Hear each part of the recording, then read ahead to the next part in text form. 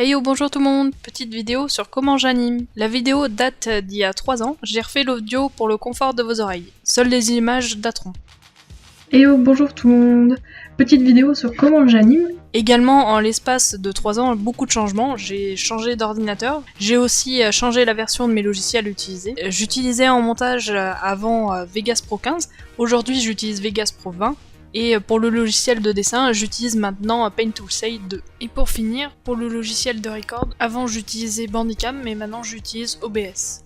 Si je ne refais pas toute une vidéo avec mes deux nouvelles versions, c'est pour une bonne raison, car il n'y a pas trop de différence entre comment je dessinais et je faisais mes montages par rapport à aujourd'hui. J'ai surtout appris de nouvelles techniques de montage et de dessin, mais je garde toujours les mêmes bases.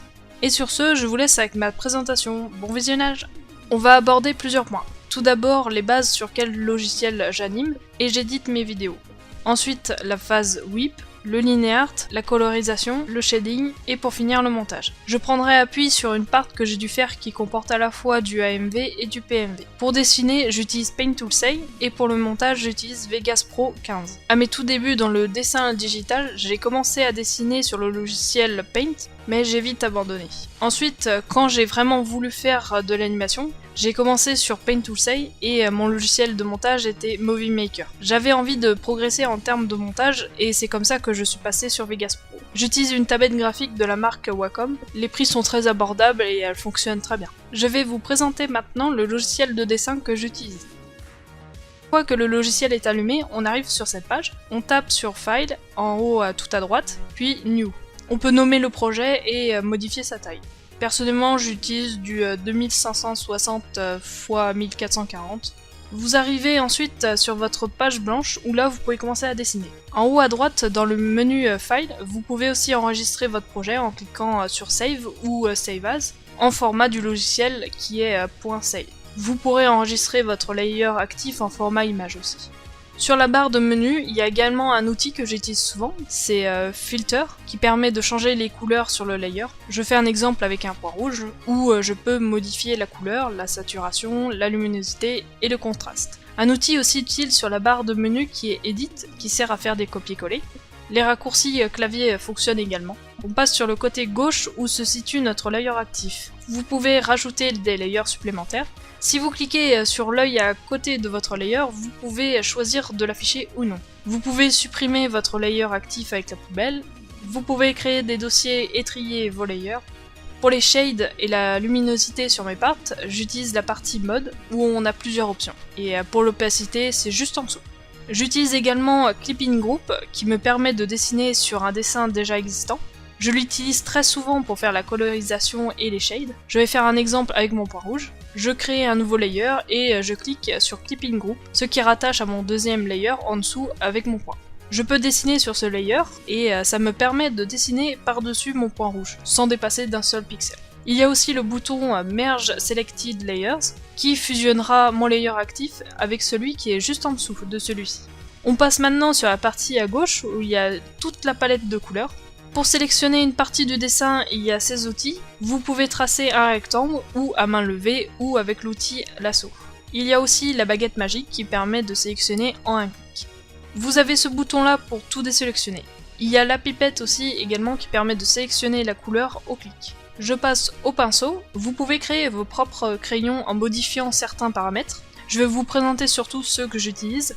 Par contre, j'ai modifié certains paramètres, donc d'un utilisateur à un autre, on n'aura pas les mêmes résultats. Le airbrush sert pour la colorisation et le paysage, la gomme pour effacer, les boutons de sélection-désélection que j'utilise assez souvent, le bucket qui me permet de remplir d'une couleur une zone, le blur qui me permet de flouter, et le ink pen pour le lineart.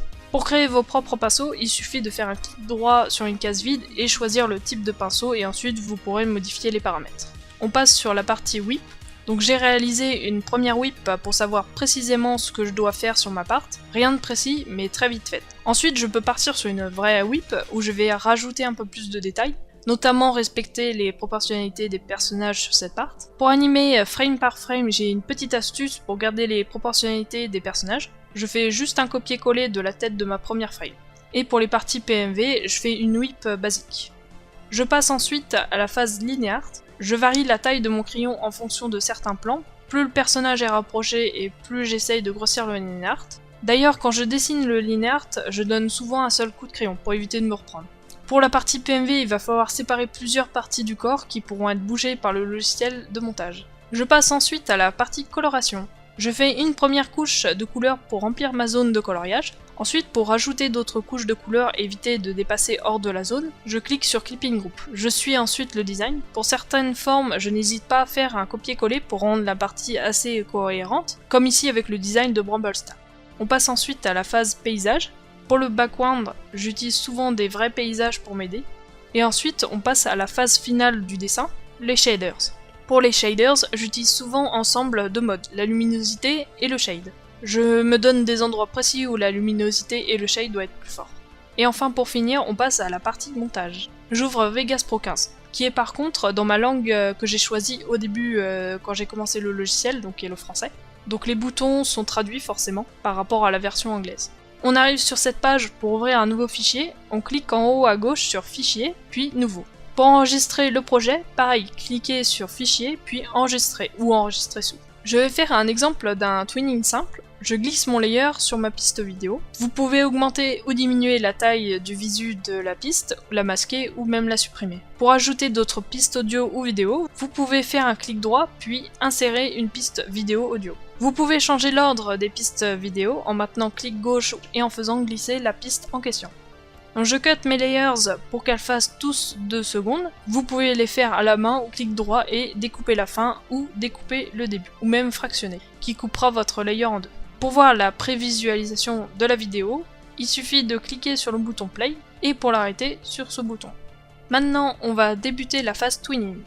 Pour bouger la patte avant, je clique sur ce bouton qui va m'ouvrir une fiche. Je peux voir la bande passante de mon layer. Si je veux bouger mon layer à partir d'un moment sur ma piste vidéo, je peux cliquer sur ce bouton. Vous pouvez créer des images clés en cliquant sur ce bouton également. On peut modifier le sens de l'image, sa position, mais également la diminuer ou l'augmenter en taille. Vous pouvez lancer la piste pour voir le résultat du twinning. Pour la partie effets, cliquez sur ce bouton et une fiche apparaîtra avec tous les effets disponibles. Vous pouvez également faire glisser les effets sur vos layers. Pour supprimer l'effet, vous cliquez ici, et pour le masquer, c'est ici. Il y a énormément d'effets, c'est pour ça que je ne vais pas vous les présenter tous. Vous pouvez changer les paramètres des effets. J'utilise très souvent l'effet flou gaussien, qui permet de rendre flou le layer. Vous avez également un bouton animé, qui permet de modifier certains paramètres de l'effet utilisé sur le layer et sur l'ensemble de la piste. Par exemple, si je veux que mon layer devienne flou au bout de 2 secondes, j'active ce bouton et je modifie ces paramètres. Pour exporter votre projet, cliquez sur Fichier en haut à gauche, puis Rendre en tant que. Une fiche s'ouvre et vous aurez plusieurs possibilités de rendu. Personnellement, j'utilise ces formats en MP4 ou en MP3. Pour mettre votre projet dans un dossier spécifique, cliquez sur Parcourir. Vous pouvez changer le nom de votre projet sur cette barre. On revient sur mon animation. Pour avoir les idées bien claires sur mon animation, j'ai d'abord exporté une première whip avec les dessins vite dessinés, ensuite avec ma whip propre, puis pour finir avec le projet final, où j'ai pu commencer le twinning sur certains personnages. Et donc voici le résultat que ça donne.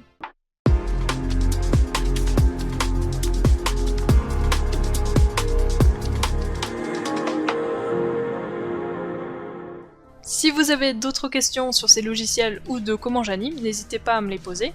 Ou même si vous voulez que je fasse un deuxième tuto pour approfondir les logiciels que je maîtrise beaucoup plus aujourd'hui, sachant que les vidéos présentes ont été réalisées 3 ans auparavant, n'hésitez pas à me le faire savoir, ce sera avec plaisir. Sur ce, merci d'avoir regardé la vidéo, et je vous souhaite une bonne journée à tous et à toutes. Bye tout le monde!